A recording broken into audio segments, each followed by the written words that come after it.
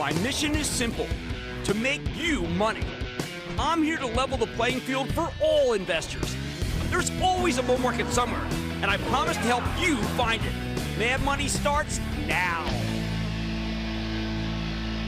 Hey, I'm Cramer. Welcome to Mad Money. Welcome to Cramerica. Other people want to make friends. I'm just trying to make a little money. My job is not just to entertain, but to put it all in context. So call me at 1-800-743-CNBC or tweet me at Jim Cramer. I am constantly on this show telling you that discipline always trumps conviction. I tell it to you over and over and over again. In other words, no matter how much you may love a stock, no matter how enthralled you are with the underlying story, if the rules say sell, you sell it. One thing I've learned from my investing career, no matter how much you might believe in something, you violate the rules of the road at your own peril. That's why we obey them religiously with the Charitable Trust, and they become our core guide for the CNBC Investing Club, which I want you to be in. But where the heck do these rules come from? It's not like they were handed down from on high and carved into stone tablets. Hey, they're not the last 5 commandments for the history of the world, part 1.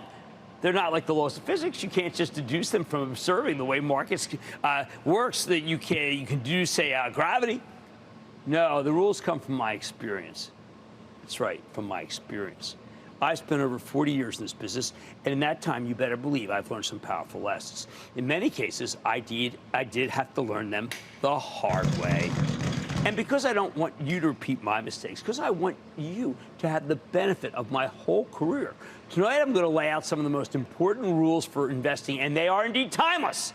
Some of this stuff may seem basic, but again, you forget the rules at your own peril. Back in my old hedge fund, I occasionally convinced myself that it was okay to make an exception, to have a cheat day, so to speak, to ignore my discipline just this once. For some reason, it seemed compelling at the time.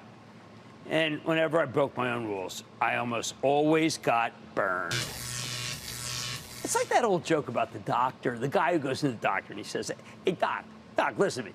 It hurts when I stretch out and shake my hand around. To which the doctor replies, don't do that anymore. So what exactly should you be doing or not doing, as the case may be? All right, let's tick down my most important rules for investing. We're going to start with the first one, which is bulls make money. Bears make money. Pigs, well, they get slaughtered. Look, I say this all the time because so often in my business I've seen moments where stocks went up and up and up so much that people were intoxicated with their gains. They thought they were geniuses. However, it's precisely at that point of intoxication that you need to remind yourself that you don't want to act like a pig. I first heard this phrase on the old trading desk of the legendary Steiner Partners, an amazing old hedge fund. I've been having a big run in some stock, and the brilliant Michael Steiner would tell me that I'd made a lot of money, perhaps too much money, and maybe I was being a pig. I had no idea what he was talking about. How do you make too much money? I was just grateful that I caught a major gain. Of course, not that long after, we got a vicious sell-off. And I gave back everything I made and then some. And that's when I enshrined the bulls make money, bears make money, pigs get slaughtered thesis as one of my own rules. And it's now so deeply ingrained that I got a barnyard full of sound effect buttons to tell the whole story. The bull, the bear, the pig, and of course, the guillotine. Just to be clear, bulls don't have a monopoly on piggishness. The same idea applies to investors who press their bets too aggressively on the short side. We've had some major declines over the years, but other than the dot-com bust in 2000 and the financial crisis 2008-2009, most stocks bounced back pretty darn quickly. Even in the Fed-induced meltdown that started at the end of 2021, you had to turn positive by the fall of 2022, because if you pushed your luck by staying short too long, you got sent to the slaughterhouse. So the question is, how do you know when you yourself are being a pig? Look, allegedly there's no such thing as stupid questions, only stupid answers, but honestly, you really don't need me to tell you when you're being a pig. The NASDAQ more than doubled from March of 2020 to November of 2021. If you didn't feel greedy up there, you didn't need an investment advisor. You need a psychiatrist. If you took profits, you sidestepped a huge decline. If you let your winners ride, well, you gave a lot, if not all, the money back. The financial crisis was even more stark. If you were walking around owning a huge amount of stock in 2008 as the banks started dropping like flies, well, you were beyond piggish. Why is this rule so important? Simple. One of my chief goals is to help you stay in the game. You know, that's the hardest part of investing. It's holding on through the difficult periods, taking short-term pain so you can have long-term gains, which is what's happened in the stock market for a century. The people who got wiped out in 2022 or the dot-com collapse before, they tended to be the ones who never took anything off the table. They never felt greedy. And their piggishness, well, they never felt it. And so they got slaughtered. Being cautious and ringing the register near the top ended up keeping you in the dream. Notice I said near, because, look, catching the ultimate top is just so impossible. Just catch it near the top, that's great. And that's why I remind people every day, have you taken any profits? Have you booked anything? Or are you being a pig? Because you never know when the stocks you own are going to crash. You never know when the market could be wiped out. You can't have certainty. Stock market doesn't let you have certainty. If you assume stocks will keep going up forever in a straight line, well, you are in for the house of pain. Everyone would own stocks if that were the case, and we know they don't because it's so risky. Sure, there'll be times when stocks just going up and up and up. They just keep going. When I coined the term FANG over a decade ago for Facebook, which became Meta Platforms, Amazon, Netflix, and Google, which became Alphabet, I loved them all. But I did give up on Amazon after an incredible run. I was trying to be disciplined, yet it did continue to move up another 50%. I did felt like a pig after the stock's extremely profitable run, but when I felt like, I felt like a fool after it kept galloping. You've had the feeling, you know what it's like. That's just the price you have to pay for following the rules. I had been a pig, but the pig kept running, didn't get slaughtered. Fortunately, we got back in Amazon for the Charitable Trust when then President Trump kept bashing them for ripping off the post office. You remember that? Probably even don't. But it was torture to watch it go up without me, and it was terrific to get back in. Now, you need to recognize, though, that for every huge pile of cash that gets left on the table with a situation like Amazon, you're sidestepping gigantic losses that the kind of which you would have had if you had left everything on the table in 2000, 2008, or late 2021. Experiences that turned two generations of investors against stocks, and hopefully I'm trying to preserve the last one. So never forget, bulls make money, bears make money, but pigs, no, pigs. Yeah, you get it. And I'm going to keep repeating that forever. I'm going to use the sound effects because it is just that important. How about rule number 2? This is one that people, I see them on the street. Almost everyone says this to me when I ask them if they've made some sales.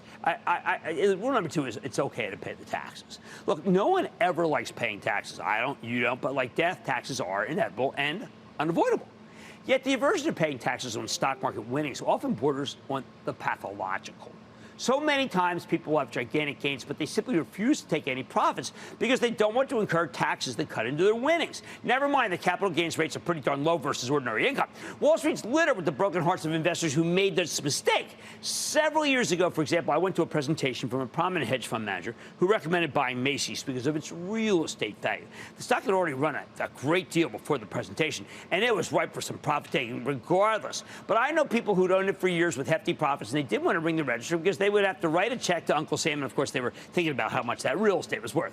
Next thing you know, Macy's saw its stock get cut in half, and it wasn't a 2-for-1 split. The whole shopping mall space had hit a tipping point courtesy of competition from the Amazon, and the darn thing got obliterated.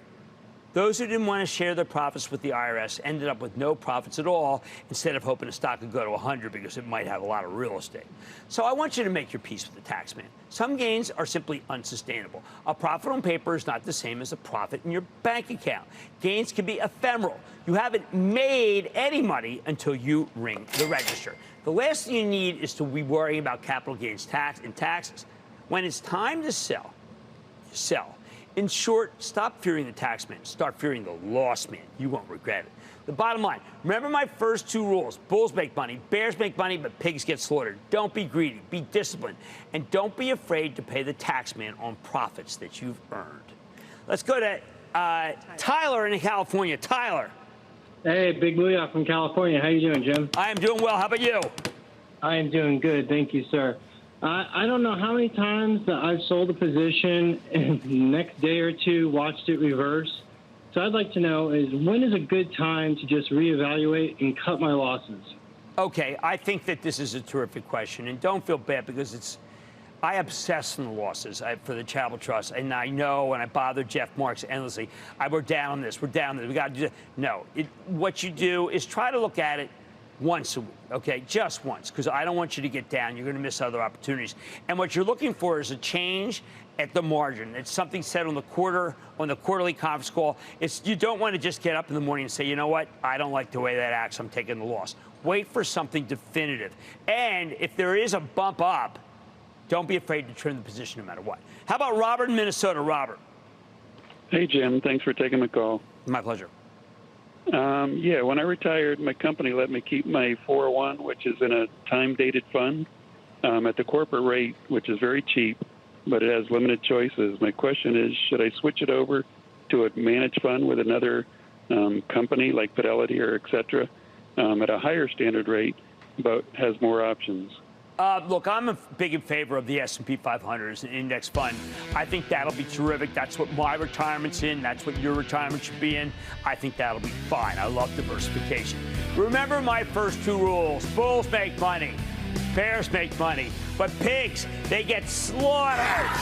Don't be greedy. Be disciplined. And don't be afraid to pay the taxman on profits you've earned. We love taking profits. Coming up, from portfolio maintenance to learning how to do your homework, I'm hitting my investing rules that I think are the key to mastering this market. You don't want to miss them, so stay with Cramer.